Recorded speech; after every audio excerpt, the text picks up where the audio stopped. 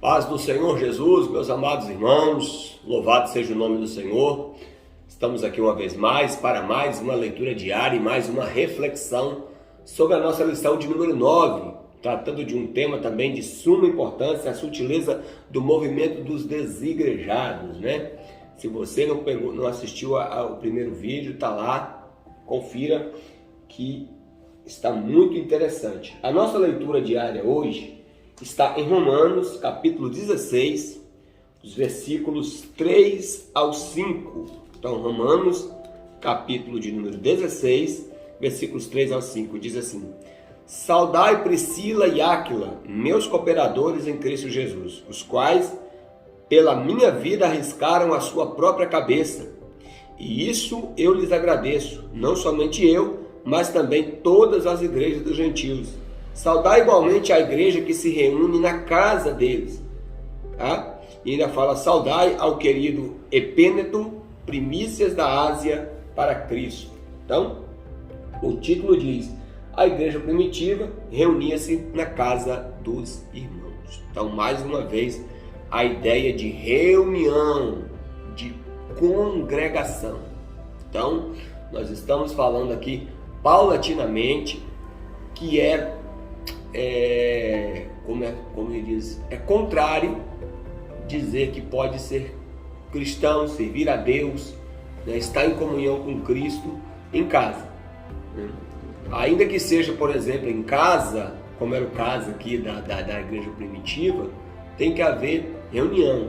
Não estou dizendo com isso que seja errado, muito pelo contrário, afirmo ser certo os cultos domésticos, os cultos no lar, o culto volante, né, o famoso culto volante da Assembleia de Deus, nada disso é errado. O que eu estou dizendo é o seguinte, é que nós precisamos de uma igreja local para que possamos congregar, para que possamos reunir, e isso as Escrituras deixam muito claro isso aí. A introdução da nossa lição diz o seguinte: nas últimas décadas, os desigrejados, ou também conhecidos como sem igrejas, cresceram em escala exponencial.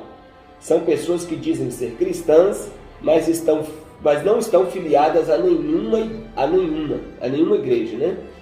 Paradoxalmente, esse grupo religioso, que diz não possuir hierarquia religiosa, código doutrinário, nem tampouco nenhuma estrutura arquitetônica onde possam se reunir, diz ser o legítimo modelo da igreja do Novo Testamento.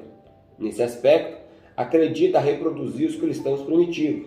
As outras igrejas, por possuírem estrutura organizacional, são consideradas como apóstatas ou desvios do modelo original mostrado no Novo Testamento. Nessa lição, procuraremos entender a natureza desse fenômeno religioso, destacando tanto o seu aspecto social como também espiritual. Dessa forma, a nossa análise procurará entender como pensa um desigrejado, suas crenças e práticas. Feito isso, mostraremos a verdadeira natureza da igreja neotestamentária que, ao contrário que os desigrejados afirmam, não é apenas um organismo, mas também é uma organização. Assim mostraremos a importância da igreja no plano de Deus e como cada membro da igreja possui uma gloriosa missão. Tá, irmãos? Então, a gente já vai perceber aqui ao longo da nossa lição que eles têm, assim, um argumento forte. Eles têm, sim, um argumento bem forte, vamos dizer assim. Eles falam, principalmente, essa questão de que a igreja primitiva se reunia nas casas. Ele usa até mesmo esse subterfúgio para dizer que toda a estrutura organizacional está fora dos postulados do Novo Testamento, né? Toda a estrutura funcional, vamos dizer assim, né? A igreja, no sentido constitucional, institucional, tá? Eles já consideram que está fora do padrão do Novo Testamento, né? E a nossa palavra-chave dessa lição, né, é justamente a palavra desigrejado, né, ou também chamado do movimento dos sem igreja, né? Eles são avesso, né, a todo tipo de igreja organizacional. E o autor ele deixa bem claro aqui que a igreja, ao mesmo tempo que ela é um organismo, por que ela é um organismo? Porque todos somos membros de um só corpo, né?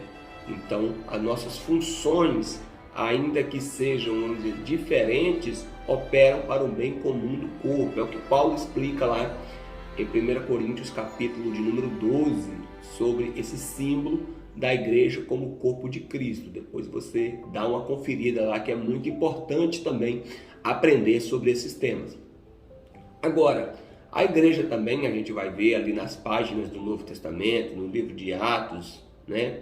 E também nas epístolas paulinas, que a igreja tem sim um sentido organizacional, né? Os desigrejados chamam eles chamam, né, na linguagem deles, eles chamam de... Me esqueci agora como é que eu... Eles dão o nome de movimento evangélico, né? Então, alguns costumam dizer que eles saíram do movimento evangélico ou do sistema evangélico, né? Um sistema em si, ele não tem nada de errado. Há sistemas sim que são errados, e há sistemas que não são. Não é errado você fazer parte de um sistema, desde que esse sistema seja coerente. No caso nosso, né, o sistema que eles falam é a igreja no sentido organizacional, né? Se estiver de acordo com a palavra de Deus, se estiver ensinando o evangelho de nosso Senhor Jesus Cristo, se estiver exercendo ali, né, ou seja, a nossa vocação como deve ser feita, eu não vejo nada de errado. Mas os desigrejados já é uma contravenção que eles encontram para poder desprezar e até mesmo ridicularizar a igreja organizacional. Bom, entendido a introdução, amanhã nós retornaremos falando sobre os tópicos da lição. Deus abençoe a sua vida, Deus abençoe a sua família, em nome de Jesus.